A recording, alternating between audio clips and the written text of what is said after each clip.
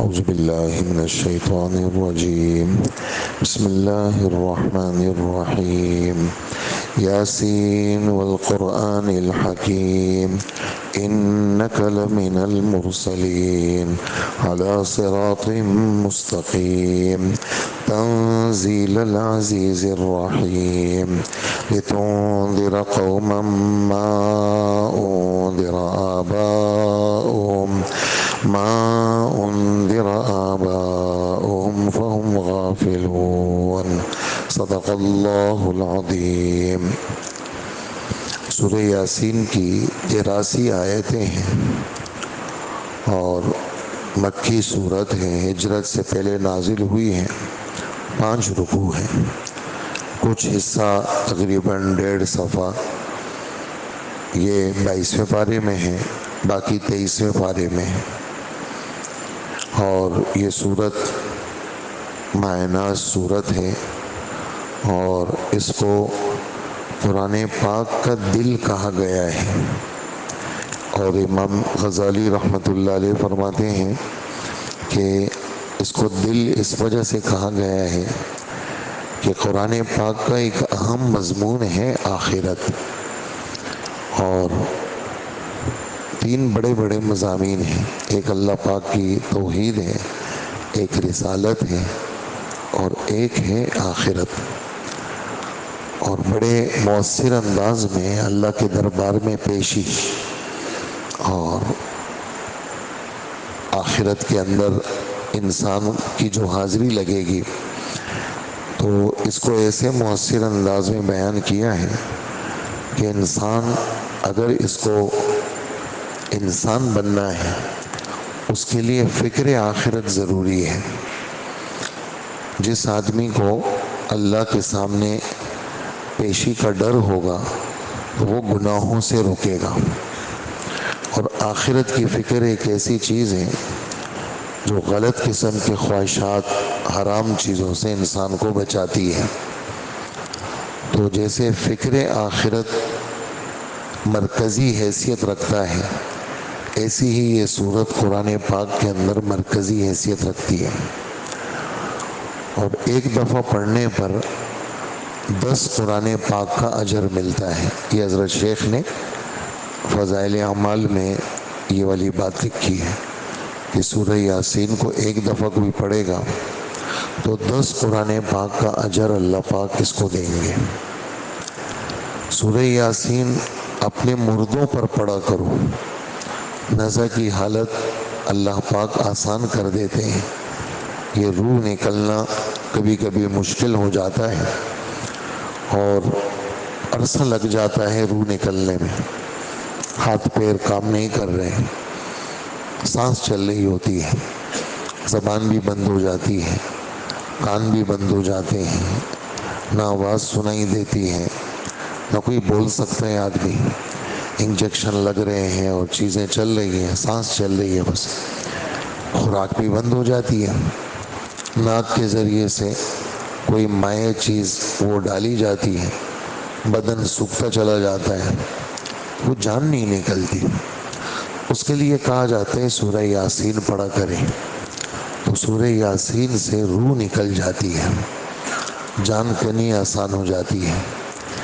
اسی طرح کوئی مر جائے تو اس پر بھی سورہ یاسین پڑھو، اس کے لیے بھی خیر کا سبب ہے. مرنے کے بعد بھی سورہ یاسین پڑھو، مرنے سے پہلے بھی سورہ یاسین پڑھو. اسی طرح کی دنیا مسائل کی جگہ ہے تو سورہ یاسین سے روایتوں میں آتے اپنی حاجت کے آگے سورہ یاسین رکھو. تمہارا کوئی مسئلہ ہو تو سورہ یاسین پڑھ لو، اپنی حاجت کے آگے اس کو رکھ دو، اللہ پاک تمہارے مسئلے کو حل کر دیں گے. دعوت کی ہے تم نے، ولیمہ ہے، تمہیں ڈر ہے کھانا کم ہو جائے گا، یاسین پڑھ لو، اللہ کھانے کو پورا کر دیں گے. عورت کی ولادت میں مشکل ہو رہی ہے، سورہ یاسین پڑھ لو، اللہ ولادت کو آسان کر دیتے ہیں. راستہ کھو گئے، کہیں پر ہو راستہ کھو گئے، راستہ نہیں مل رہا، سورہ یاسین پڑھ لو، اللہ راستہ آسان کر دیں گے. اور ایک روایت یہ بھی آئی ہے کہ سورہ یاسین صبح کے وقت میں پڑھو تو دن بھر خوش رہو گے، اور شام کے وقت پڑھو تو صبح تک خوش رہو گے۔ اور اس سورت کا نام عظیمہ بھی ہے، بڑی سورت ہے، اور اس کے پڑھنے والے کو شریف کہا ہے، اس کا پڑھنے والا یہ شریف کہا ہے۔ اور یہ جو سورہ یاسین ہے اس کو معمہ بھی کہتے ہیں، دنیا آخرت کی خیروں کو عام کرنے والی۔ یہ جو سورہ یاسین ہے اس کو مدافعہ بھی کہتے ہیں، کل قیامت کے دن دفاع کرے گی۔ اور یہ جو سورہ یاسین ہے یہ قاضیہ ہے، قاف الف ضاد، قاضیہ، حاجتوں کو پورا کرنے والی، قضاء یقضی پورا کرنا، حاجتوں کو پورا کرنے والی سورت۔ تو بہت زیادہ فضائل ہیں اس کے، لہٰذا اور اللہ کے رسول بھی یہ فرماتے ہیں میرا جی چاہتا ہے سورہ یاسین ہر مسلمان کے دل میں ہو۔ تو ادھر ادھر کی چیزیں لوگوں نے دلوں میں رکھی ہیں، کتنا اچھا ہے سورہ یاسین دل میں ہو، اور اس کو پابندی سے پڑھا جائے، اور کبھی بھی اس کے ناغہ نہ کیا جائے، اس کا اہتمام کیا جائے، اور اس کا ترجمہ بھی دیکھا جائے۔ آدمی اس کا ترجمہ دیکھ دیکھ کے پڑھے تو اس سے آدمی کو یعنی ملتا ہے، کافی سارا کچھ ملتا ہے۔ تو یہ جو چیزیں میرے ذہن میں تھی احادیث کی روشنی میں وہ میں نے آپ کی خدمت میں پیش کر لی۔ تو یاسین جو ہے وہ فکر آخرت والی صورت ہے، اس لیے کہ دنیا کی ہر چیز آدمی کو اپنی طرف کھینچتی ہے، دنیا کی ہر چیز آدمی کو اپنی طرف کھینچتی ہے۔ آدمی اپنا نظم ایسا بنائے کہ آخرت کی چیزیں اس کو کھینچے آخرت کی طرف۔ دنیا تو ہے پرکشش، اور ہے اس کے اندر اللہ پاک نے رکھی ہے کشش، لیکن آدمی اپنا نظم ایسا بنائے کہ اس کو آخرت کی طرف کھینچنا مل جائے۔ تو اور پھر یہ جو یاسین ہے، لفظ یاسین، یہ ان حروف میں سے ہیں جن کا معنی اللہ کو معلوم ہے۔ ایک تو اس کا یہ ترجمہ ہے، دوسرے یاسین جو ہے وہ کہتے ہیں کہ یہ حبشی زبان کا لفظ ہے، اس کے معنی آتے ہیں اے انسان، اور اے انسان سے مراد اللہ کے رسول ہے۔ اور ایک قول اس میں یہ بھی ہے کہ یاسین جو ہے وہ حضور صلی اللہ علیہ وسلم کے ناموں میں سے ایک نام ہے، اللہ کے رسول کے ناموں میں سے ایک نام ہے۔ تو یہ سورہ یاسین یعنی اس کا لفظی مفہوم یہ ہے۔ باقی بالکل شروع میں اللہ پاک نے قرآن پاک کی قسم کھائی ہے، اور کوئی بھی چیز اللہ پاک نے کسی کو بڑا دکھانا مقصود ہو تو اللہ نے اس کی قسم کھائی ہے۔ تو قرآن پاک تو ہے ہی بڑی چیز، اور اللہ کی صفت ہے، اللہ کی ذات کے ساتھ جڑی ہوئی چیز ہے۔ میں قسم کھاتا ہوں حکمت سے بھرے ہوئے قرآن کی۔ اور جواب قسم کیا ہے کہ پکی بات ہے کہ آپ یعنی محمد صلی اللہ علیہ وسلم، پکی اور یقینی بات ہے آپ پیغمبروں میں سے ہیں، اور بھی میں نے پیغمبر بھیجے ہیں، لیکن آپ بھی اللہ کے رسول ہیں، اِنَّکَ لَمِنَ الْمُرْسَلِينَ۔ اور عربی گرامر اور عربی رخ سے یہ جملہ اتنا پکا جملہ ہے کہ اس کا پختہ ہونا، اِنَّا یہ پختگی کے لیے آتا ہے، پھر کا اس کے ساتھ جڑ گیا یہ بھی پختگی کے لیے آتا ہے، پھر یہ جو من سے پہلے لام ہے یہ بھی پکا کرنے کے لیے آتا ہے، اور پھر یہ من المرسلین یہ بھی پکا کرنے کے لیے آتا ہے۔ یعنی ایک جملے کے اندر 4-5 پختگیاں ہیں کہ شک کی کوئی گنجائش ہی نہیں ہے۔ میں قسم کھاتا ہوں کہ آپ پیغمبر ہیں، اللہ پاک فرما رہے ہیں، کیسا یعنی ہمارے نبی کی عظمت کو بتانے کے لیے یہ جملہ، میں قرآن کی قسم کھاتا ہوں کہ آپ پیغمبر ہیں۔ اللہ پاک فرما رہے ہیں میں قرآن کی قسم کھاتا ہوں کہ آپ پیغمبر ہیں، اور آپ اس میں یعنی آپ کو ہم نے یہ اعزاز دیا ہے کہ آپ کو ہم نے اپنا پیغمبر بنایا ہے۔ مرسل وہ ذات جس کو بھیجا جائے، اور مرسل سین کے نیچے زید بھیجنے والا، تو مرسل وہ اللہ ہے، اور مرسل اللہ کے رسول ہے۔ سین پر زبر جس کو بھیجا جائے، اور سین کے نیچے زیر بھیجنے والا۔ تو بھیجنے والا اللہ ہے، اور جس کو بھیجا جائے بھیجا گیا ہے وہ محمد صلی اللہ علیہ وسلم ہے۔ اور پیغمبر بھی ہیں آپ، جب پیغمبر ہیں تو آپ تو صراط مستقیم ہی پر ہیں، لیکن الگ سے کہا کہ آپ پیغمبر ہیں اور آپ سیدھے راستے پر ہیں، پیغمبر ہیں اور آپ سیدھے راستے پر ہیں، لہٰذا آپ کے سچے ہونے میں، آپ کے پکے ہونے میں، آپ کے سیدھے راستے والے ہونے میں شک شبے کی کوئی گنجائش ہی نہیں ہے، سیدھے راستے پر ہیں اور آپ مرتے دم تک سیدھے راستے پہ رہیں گے، اور ادھر ادھر آپ بھٹک ہی نہیں سکتے۔ یعنی اللہ کے رسول کا یعنی ایسے انداز میں تعارف کرا رہے ہیں کہ جیسے انداز میں یعنی آپ یعنی بڑی ذات ہے اللہ کی، اللہ سے بڑا کوئی نہیں ہے، آپ کو نبی بھی بتا رہے ہیں اور آپ کی حقانیت کو بھی واضح کر رہے ہیں۔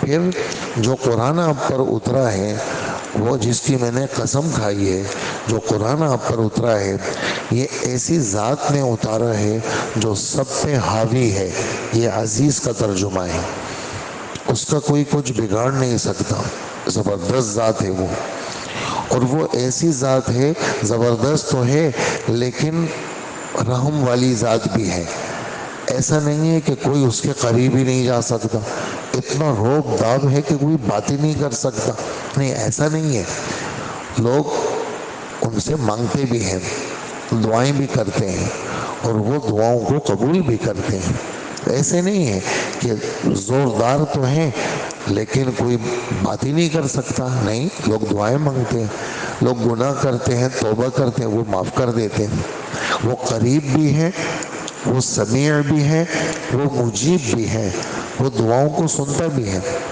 وہ دھتکارتا نہیں ہے، وہ ایسا نہیں ہے کیوں آئے ہو تم، چلو باہر نکلو، ایسا نہیں ہے، آ گئے اچھا آ گئے تو استقبال کرتے ہیں، ان کے فرشتے استقبال کرتے ہیں، وہ آنے والوں کو ہر اس میں بلاتے ہیں، ان کو ہر وقت میں کہتے ہیں حی علی الصلاۃ حی علی الفلاح، اور یہ لفظ جو ہے نا یہ استقبالیہ لفظ ہے، جیسے حال کے گیٹ پہ لوگ کھڑے ہو کر کے مہمانوں کا استقبال کرتے ہیں، آئیے آئیے تشریف لائیے، آئیے آئیے تشریف لائیے، یہ جو مؤذن ہے یہ اللہ کا نائب ہے، یہ استقبال کے الفاظ ہیں، آئیے آئیے تشریف، ایمان والو آئیے تشریف لائیے، تو یہ پکار ہے اللہ کی طرف سے۔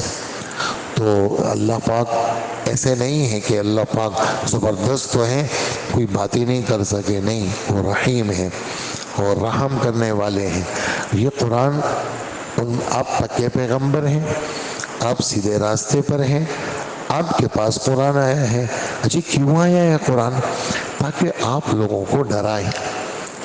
یہ نذیر کا لفظ جو ہے، نذیر کا لفظ ایسے ڈرانے کے لیے استعمال ہوتا ہے جس میں شفقت ہوتی ہے، جیسے ماں باپ بچوں کو ڈراتے ہیں نا، تو اس لیے نہیں ڈراتے کہ مطلب ان کو کوئی نفرت ہوتی ہے، بلکہ شفقت، بیٹا وہاں نہیں جانا، اچھا خبردار وہاں ایسے آدمیوں کے ساتھ مت پھرنا، یہ جو وہاں مت جانا، اس کے ساتھ مت جانا، تو اس نہ جانے میں شفقت ہوتی ہے تاکہ میرا بچہ غلط لوگوں میں نہ چلا جائے۔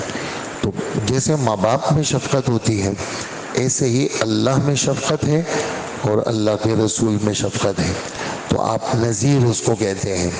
تو یہ سب باتیں سمجھنے کی باتیں ہیں، ایک تو یہ کہ یوں ترجمہ ہو گیا نہیں، آپ کے سامنے ایک ایک لفظ آ رہا ہے کہ بھئی یہ ایک ایک لفظ کا کیا مفہوم ہے۔ نذیر کس کو کہتے ہیں؟ ڈرانا نہیں، درندے سے ڈرانا نہیں، بجلی کے کرنٹ سے ڈرانا نہیں، اسلحہ سے ڈرانا نہیں، سانپ بچھو سے ڈرانا نہیں، اس کے لیے خوف کا لفظ استعمال ہوتا ہے، اور یہ کیا ہے؟ نذیر ہے، اس میں شفقت ہے، اس میں شفقت ہے کہ آپ ایسی قوم کو ڈرائیں گے جن کے پاس، جن کے باپ داداؤں کو کافی عرصہ ہو گیا کسی نے نہیں ڈرایا۔ عیسیٰ علیہ السلام یعنی پہلے ابراہیم علیہ السلام آئے تھے ہزاروں سال پہلے، اور پھر اسماعیل علیہ السلام آئے تھے، تو یہ انہی کی وہ ہے اولادیں ہیں، اسماعیل علیہ السلام کی اولادیں ہیں مکہ والے، اور آخری جو پیغمبر آئے وہ عیسیٰ علیہ السلام آئے، آپ کے اور عیسیٰ علیہ السلام کے بیچ میں 570 سال کا فاصلہ ہے. آپ کے اور عیسیٰ علیہ السلام کے بیچ میں 570 سال کا فاصلہ ہے. تو ایسی قوم کو آپ ڈرانے جا رہے ہیں کہ جن کے باپ داداؤں کو کسی نے نہیں ڈرایا. اگرچہ سلسلہ کچھ نہ کچھ باقی تھا، جیسے عربوں کے اندر ختنہ باقی تھا، اور ختنہ ابراہیم علیہ السلام کی سنت ہے، اس میں یعنی وہاں سے یہ سلسلہ ایک چلا ہے، تو وہ باقی تھا. اسی طرح بعض خاص لوگ شرک سے بیزار تھے، شرک نہیں کرتے تھے، اور بعض کھانا کھلانا، لوگوں کی خدمت کرنا، یہ چیزیں باقی تھی ان کے اندر. لیکن جو مرکزی اکثریت تھی وہ بت پرست تھے اور بتوں کو پوجتے تھے. تو یہ لوگ غافل ہیں. آپ آئیں، محنت کریں، کچھ آپ کو گالیاں بھی ملیں گی، پتھر بھی ملیں گے، پھول بھی ملیں گے، ابو بکر جیسے لوگ بھی ملیں گے، اور ابو جہل اور ابو لہب جیسے بد نصیب بھی ملیں گے. یہ غفلت والے لوگ ہیں، لیکن آپ نے محنت کرنی ہے، کوشش کرنی ہے. یہ تھا ان 6 آیتوں کا مختصر سا آپ کے سامنے خلاصہ. باقی انشاءاللہ آگے یہ صورت ہے، اور سارا مجمع یہ نیت کریں کہ روزانہ سورہ یاسین پڑھنی ہے. پڑھیں گے نا انشاءاللہ، کچھ بھی نہیں، 5-6 منٹ لگتے ہیں. صبح 5-6 منٹ، شام آج سے شروع کر لیں. گھر میں 10 لوگ ہیں بھائی، کوئی بھی سورہ یاسین کے بغیر نہیں رہے گا. ہاں، میں پوچھوں گا روزانہ. اس طرح گھر میں اعلان کر دیں. اور یہ باتیں جو آپ کو یاد ہو گھر کے اندر، بھائی سورہ یاسین پڑھو بچوں سے، سارے گھر کے اندر صبح سب سورہ یاسین پڑھو.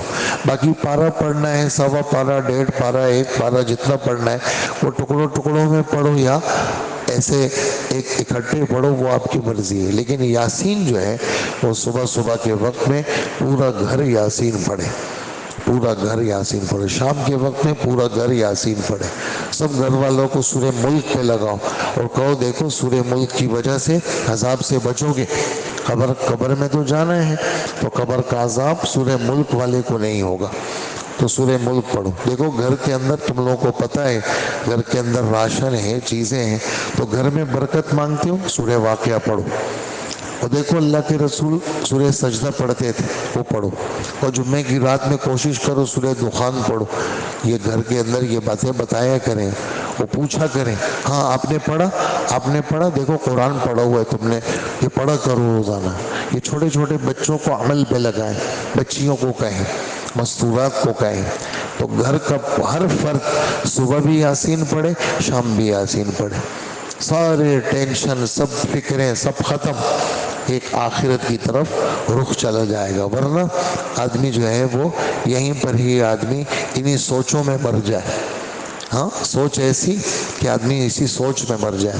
اور آدمی جب اللہ کا کلام پڑھتا ہے تو اللہ پاک اس کی سوچوں کو وہ کر دیتے ہیں، ختم کر دیتے ہیں، اور اس کو ایک رخ اللہ پاک دے دیتے ہیں. ورنہ دنیا ایسی ہے کہ آپ کو کوئی رخ نہیں ملے گا. آپ شادی نہیں ہوئی تب بھی پریشان، ہو گئی پھر بھی پریشان. بچے نہیں ہیں پھر بھی پریشان، ہو گئے پھر بھی پریشان. پیسے ہیں پھر بھی پریشان، نہیں ہیں پھر بھی پریشان. تو اصل پریشانی کا حل وہ دینداری ہے. دین آ گئے بس ساری پریشانیاں ختم. کچھ بھی نہیں ہے لیکن دل سکون کے ساتھ ہے. یہ اللہ پاک نے دین کی خاصیت رکھی ہے. جو دیندار ہوگا اس کا دل اللہ پاک کیا کریں گے، غموں سے خالی کر دیں گے، پرسکون رہے گا. وہ لوگ تڑپیں گے، یہ پرسکون رہے گا. اللہ نے دین میں یہ خاصیت رکھی ہے. یہ تھا ان آیتوں کا خلاصہ. سن لیجئے، یہ صورت مکی ہے اور شروع اللہ کے نام سے جو سب پر مہربان اور بہت مہربان ہے. یاسین، اس کا مطلب اللہ کے سوا کوئی نہیں جانتا. حکمت بھرے قرآن کی میں قسم کھاتا ہوں کہ آپ یقیناً پیغمبروں میں سے ہیں اور بالکل سیدھے راستے کے اوپر گامزن ہیں. یہ قرآن اس ذات کی طرف سے اتارا جا رہا ہے جو سب پر حاوی ہے. ہاں، اقتدار اس کا کامل ہے، زبردست ہے، لیکن ساتھ ساتھ اس کی رحمت بھی کامل ہے. رحیم ہے، سمیع ہے، مجیب ہے، قریب ہے. وہ ساری صفات، کریم ہے، ہاں رحمان ہے، رحیم ہے. یہ سب صفات ہمارے رب کے لیے ہیں. وہ اپنے قریب کرتے ہیں، لوگوں کو قریب کرتے ہیں اور رحم کر دیتے ہیں. وہ گناہوں کو معاف کر دیتے ہیں. گناہوں کو، اس لیے کہ دنیا چاروں طرف فتنوں گناہوں کی بری ہوئی ہے، سمجھے نا؟ گناہ ہو گئے، آ جاؤ ہم معاف کر دیں گے، ہلکی سی معافی مانگ لو ہم تمہاری بخشش کر لیں گے، اور رحم والے بھی ہیں۔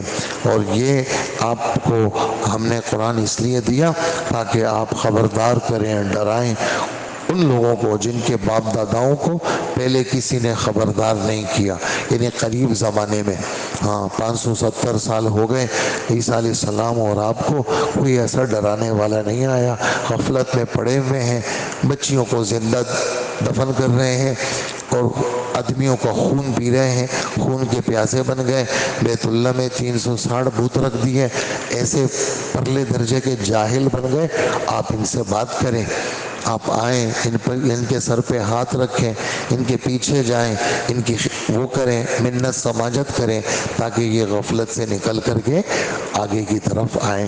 یہ ان آیتوں کا ترجمہ ہے۔ اللہ ہمیں عمل کی توفیق عطا فرمائے۔